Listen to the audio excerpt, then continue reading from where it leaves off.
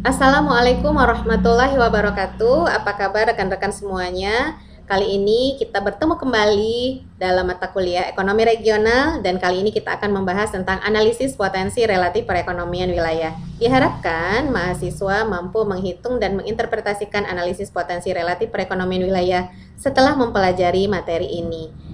Di dalam menentukan potensi wilayah, ada dua metode yang biasanya digunakan. Ya, yang pertama itu adalah dengan menggunakan location question, dan yang kedua itu dengan menggunakan shift-share. Kali ini kita akan membahas tentang penggunaan metode location question. Nah, di dalam metode location question ini adalah metode yang sangat sederhana, ya. Nah, sebelum kita melanjutkan tentang location question, yang pertama sekali kita harus bahas apa itu location question atau kita singkat dengan LQ, kemudian bagaimana metode LQ tersebut dan bagaimana menganalisis LQ tersebut. Nah, ini akan kita bahas. Yang pertama sekali akan kita bahas itu adalah apa itu LQ. Nah, apa itu LQ? LQ merupakan sebuah perbandingan tentang besarnya peranan suatu sektor di dalam satu daerah yang dibandingkan terhadap sektor nasionalnya. Nah, itulah yang disebut dengan LQ. Nah, bagaimana metode LQ tersebut gitu ya? Kenapa? Nah, karena di dalam penentuan location question ada metode yang kita gunakan. Ya, apa saja metode yang digunakan dalam location question? Yang pertama, kita harus kenal dulu apa sih itu rumus LQ. Nah, yang kedua, kita harus tahu seperti apa kriteria LQ. Yang pertama itu adalah tentang rumus LQ. Nah, apa saja rumus LQ? Rumus LQ itu adalah XI per PDRB dibagi dengan XI per PNB. Di sini dimaknakan XI yang di atas itu menunjukkan adalah sektor. Masing-masing sektor pembentuk PDRB dibagi dengan berapa jumlah PDRB-nya secara keseluruhan. Kemudian setelah dapat hasilnya, begitu juga dengan yang di bawah itu adalah secara nasional, di mana XI-nya ini adalah sektor pembentuk dari PNB, ya, dibagikan dengan berapa jumlah PNB-nya. Jadi kalau misalnya kita mengukur Provinsi Sumatera Utara, itu dibandingkan dengan Indonesia. Setelah kita mengetahui rumus dari LQ, berikutnya kita harus melihat ada beberapa kemungkinan hasil dari LQ. Nah, akan menghasilkan 3 kemungkinan. Kemungkinan yang pertama itu adalah LQ sama dengan 1. Nah, artinya adalah peranan sektor tersebut di daerah itu sama dengan peranan sektor itu secara nasional. Itu jika LQ-nya sama dengan 1. Yang kedua, LQ-nya lebih besar daripada 1. Ini dimaknakan bahwa peranan sektor tersebut di daerah itu lebih menonjol daripada peranan sektor itu secara nasional. Artinya dia merupakan sektor basis dan mampu mengekspor barang sektor unggulan tadi ke daerah-daerah di luar dari daerahnya. Artinya di daerah tersebut sudah tercukupi kebutuhannya dan bisa membantu daerah lainnya. Itu jika nilai LQ-nya lebih besar daripada 1. Nah, yang berikutnya adalah jika nilai LQ-nya lebih kecil daripada 1. Ini dimaknakan adalah bahwa peranan sektor tersebut itu lebih kecil daripada peranan sektor nasionalnya. Artinya daerah tersebut itu belum mampu memenuhi kebutuhannya. Artinya dia merupakan sektor non-basis.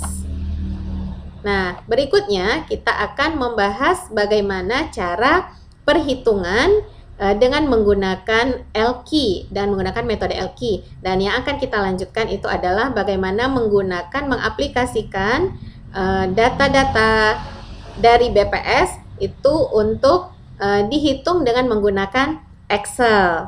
Nah, jadi awalnya kita harus cari dulu data-data itu dari BPS. Nah, bagaimana mencari data BPS? Berikut akan kita sajikan. Sebelum kita melakukan perhitungan, kita ambil datanya dari Google ya, dari www.bps.go.id. Nah, kemudian kita pilih Badan Pusat Statistik. Nah, setelah keluar, ya ini adalah data BPS-nya Indonesia. Nah, kemudian kita pilih di ekonomi dan perdagangan. Di situ ada produk domestik bruto berdasarkan lapangan usaha. Nah, setelah kita pilih, nah di situ ada yang pertama ya, PDB untuk Indonesia. Nah, ini adalah data PDB-nya Indonesia. Nah, kita langsung pilih aja 2020. Nah, setelah kita pilih, ini adalah data-data dari sektor-sektor yang ada di Indonesia. Jadi untuk saat ini, sektor-sektor yang ada di Indonesia itu ada 17 sektor.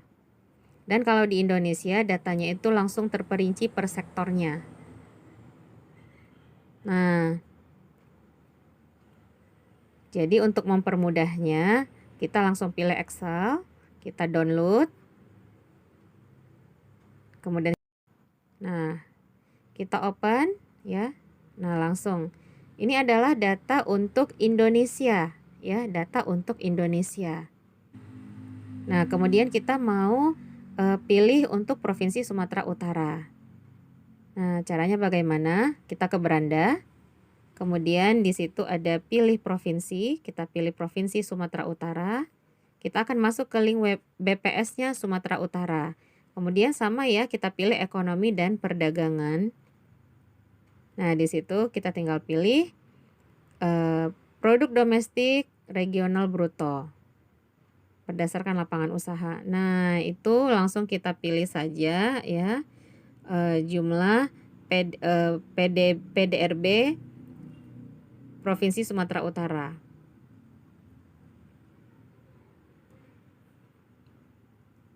Kita klik. Nah, ini datanya keluar. Datanya sudah keluar. Nah, ini adalah semuanya sama ya, sama seperti Indonesia, datanya per provinsi tapi tidak lagi dirincikan seperti Indonesia. Kita pilih 2020. Nah, di tahun 2020 itu juga sama, ada triwulan, tapi kita ambilnya adalah yang data tahunan. Kita langsung simpan seperti tadi. Kita open. Nah, ini adalah data untuk Provinsi Sumatera Utara. Setelah terkumpul data, kita berikutnya akan lakukan perhitungan location question dengan menggunakan Excel. Karena dia lebih mudah dan lebih simpel dengan menggunakan Excel. Setelah datanya kita download di Excel baru, artinya kita rapikan di Excel baru dengan memindahkan per sektor-sektornya. Yang 17 sektor tadi ya sudah kita pindahkan di kolom pertama ya. Itu adalah sektor-sektor yang 17 sektor. Kemudian di kolom kedua kita buat data Sumatera Utara. Nah, di kolom ketiganya ya kita buat itu untuk data Indonesia. Kita rapikan masing-masing ya. Kita buat di situ sesuai dengan rumus. Ya. Kemudian kita mulai ya. Di situ ada dengan rumus ya. Sama dengan, jangan lupa penggunaan rumus itu sama dengan, dimulai dari sama dengan, kemudian ketik diarahkan ya kursornya ke arah data sektor yang pertama, kemudian dibagi dengan berapa nilai dari PDRB-nya. Langsung kita enter dan keluar hasilnya. Nah, langsung kita ini kan tarik aja ke bawah, langsung keluar hasilnya, mudah. Dan yang sebelahnya untuk Indonesia juga sama ya, sama dengan, langsung pilih hasil yang sudah tertera di kolom, kemudian bagi dengan berapa jumlah PNB-nya, sesuai dengan yang ada di rumus. Di enter, langsung tarik ke bawah ya. Nah, itu langsung keluar hasilnya, jadi tidak repot-repot kita.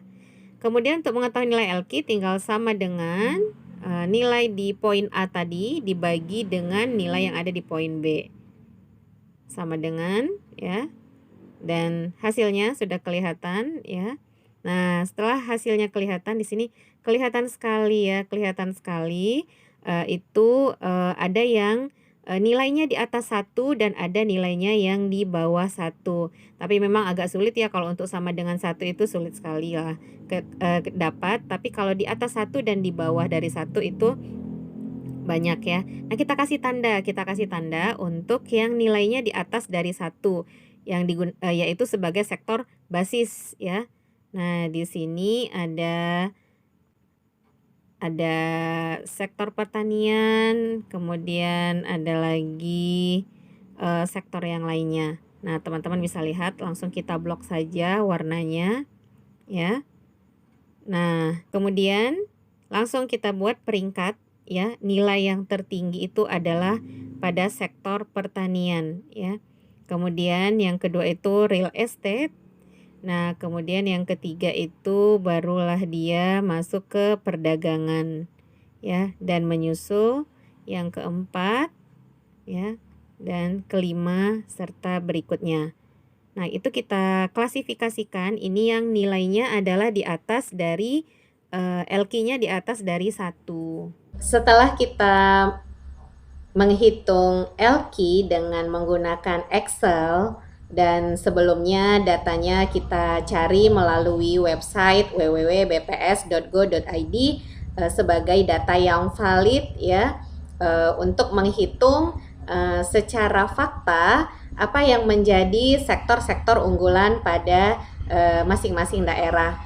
Nah, kita melakukan analisis seperti yang kita contohkan tadi di Provinsi Sumatera Utara, bahwasanya yang menjadi sektor basis di Provinsi Sumatera Utara itu adalah yang pertama itu merupakan sektor pertanian, kehutanan, dan perikanan.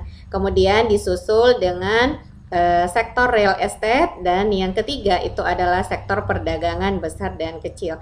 Nah, kemudian key analysis ya, itu tidak serta-merta kita harus bisa memegang ya bahwasanya itu adalah hasil yang valid. Kenapa? Karena masih ada lagi perhitungan potensi wilayah selain metode LQ, yaitu adalah metode SIPSER.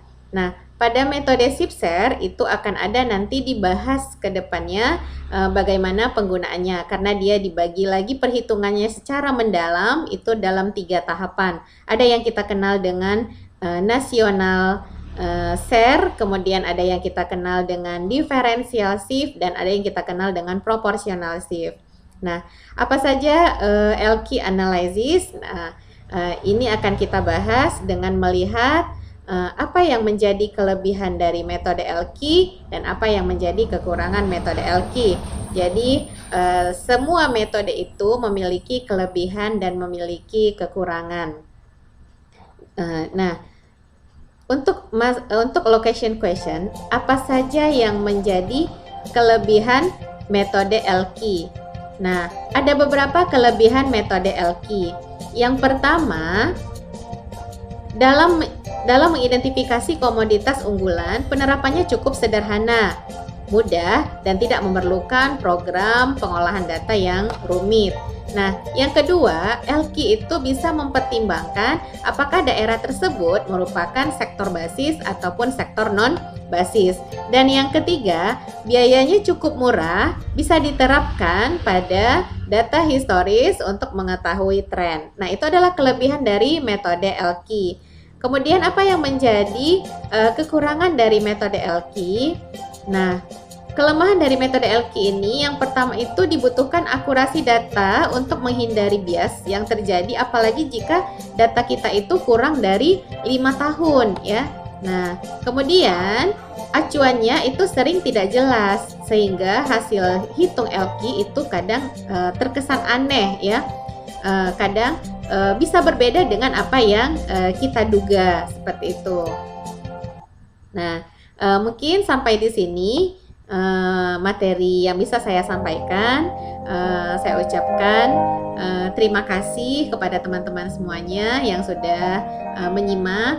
Kemudian untuk lebih memperdalam lagi, teman-teman bisa melatih ya, menguji coba dengan menguji coba daerah-daerah lainnya, mulai dari Aceh sampai ke Papua. Nah, selamat mencoba. Assalamualaikum warahmatullahi wabarakatuh.